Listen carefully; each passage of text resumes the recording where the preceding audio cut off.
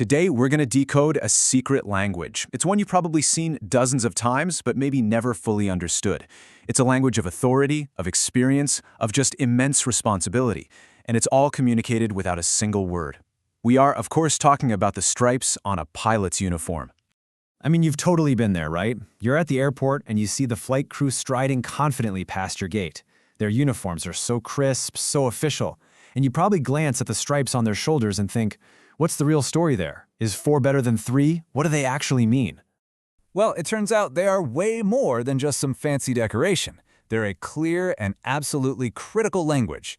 You can think of them as a visual code for rank, a measure of responsibility, and, really, a symbol of the risk that every single pilot accepts when they step into the cockpit. So let's just dive right in and start cracking this code. Let's break down exactly what each stripe really signifies. Okay, so at its core, it's a hierarchy that's recognized all over the world. It starts with just one stripe for a cadet, a pilot who's in the very earliest stages of their training. 2 stripes, that typically marks a second officer. They might be a relief pilot on those super long-haul flights.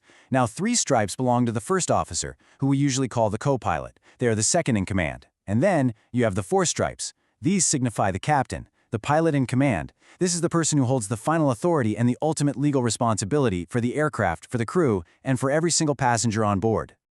So, okay, that's the what. But the why is, I think, even more fascinating. Why this specific naval look?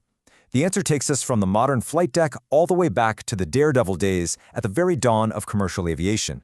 You see, in the early 20th century, pilots looked more like adventurers than the professionals we see today. They were wearing gear left over from World War I. Leather bomber jackets, silk scarves, soft helmets, mostly because they were flying in these open, unheated cockpits.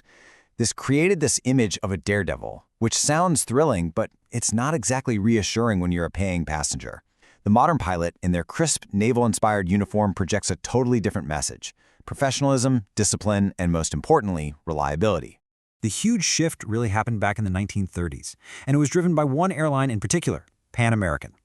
To build public trust in this new, kind of scary frontier of air travel, Pan Am made a brilliant strategic move. They modeled their pilot uniforms directly on those of naval sea captains. By dressing their pilots like these established figures of authority, they successfully transferred all the confidence people had in ocean liners over to their famous Clipper flying boats. And you know what? It worked so well that it became the global standard we still see today. But Pan Am's decision wasn't just about looking sharp. It tapped into something much, much deeper. This uniform isn't just some historical artifact. It's actually a powerful tool of psychology. There is this fascinating concept called enclothed cognition. It's the whole idea that what we wear can literally change how we think and how we act. So when a pilot puts on their uniform, they're not just getting dressed, they are mentally stepping into a role that demands absolute precision, accountability, and a calm sense of authority. The uniform isn't just for the passengers, it actually reinforces the pilot's own professional identity. The psychology here is really layered. First, the uniform instantly projects authority, which is vital for maintaining order, especially in an emergency. And think about that spotless white shirt for a second. In a super complex, mechanical environment, it subconsciously signals meticulousness and a crazy high attention to detail. It also helps build a sense of a cohesive, disciplined team, which is exactly what you want from the people running your flight. A quote from one experienced pilot just gets right to the heart of it. He said, "Those stripes on a pilot's shoulder are not fashion. They're rank, responsibility, and risk. They're basically a visual contract, a promise of competence that was earned through years and years of dedication." So if these stripes represent so much, how exactly does a pilot earn them? Well, let me tell you.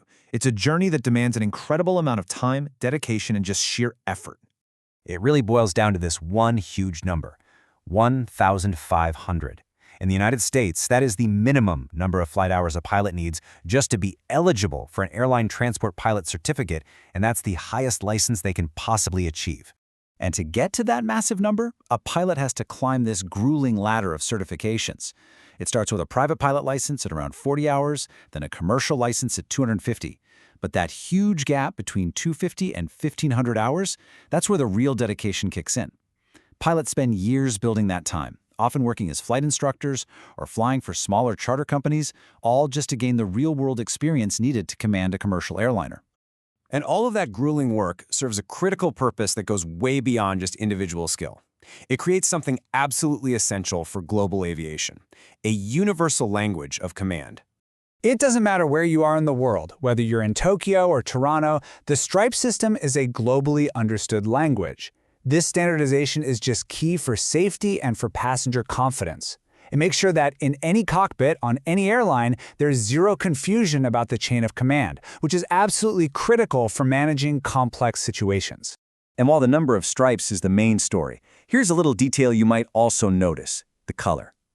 Gold is the standard for licensed first officers and captains, symbolizing authority and prestige. Silver, on the other hand, is often used for pilots who are still in training or in cadet programs, representing learning and progression. All right, and for the final piece of insider knowledge, if you ever see a pilot with 4 stripes and a star above them, you are looking at a training or a check captain. This is an elite pilot who has the authority to train and to evaluate other captains, making sure the absolute highest standards are met across the entire airline.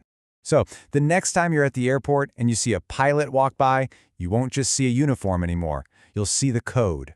You'll see the visual record of at least 1,500 hours in the sky, the weight of legal responsibility for hundreds of lives, and a design that was born from a century of history, all created to turn the fear of flying into the trust we all feel today.